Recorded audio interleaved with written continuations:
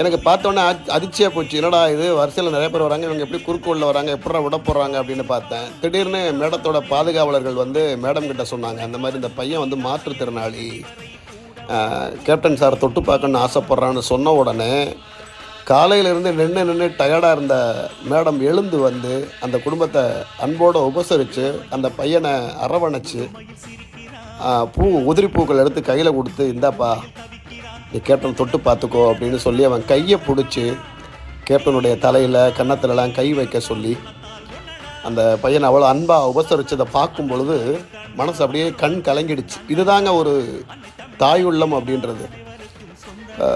குழந்தைகளை பெற்ற தாய்க்கு தான் ஒரு பிள்ளையோட அருமை தெரியும். மாற்றுத்திறனாளி அப்படின்றத சொன்ன உடனே புரிஞ்சுக்கிட்டு இவனுக்கு நம்ம உதவி பண்ணணும்னு டயர்டாக இருந்தவங்க கூட எஞ்சி வந்தாங்கல்ல, இதை பார்க்கும்போது உண்மையில் நான்லாம் வியந்து போயிட்டேன். பல விமர்சனங்கள் இருக்கலாம், அங்கே அப்படி இப்படி என்ன இருந்தாலும் ஒரு முடியாதவங்க ஒருத்தன் வந்திருக்காங்க, மாற்றுத்திறனாளி கூட கேப்டனை தொட்டு பார்க்கணுன்னு ஆசை இருக்குல்ல, இதுதாங்க அந்த மனுஷன் சம்பாதிச்ச சொத்து. இன்றைக்கி பல பேர் பல விதமாக என்னென்னமோ உயிரோடு இருக்கும்போது பேசினோம்.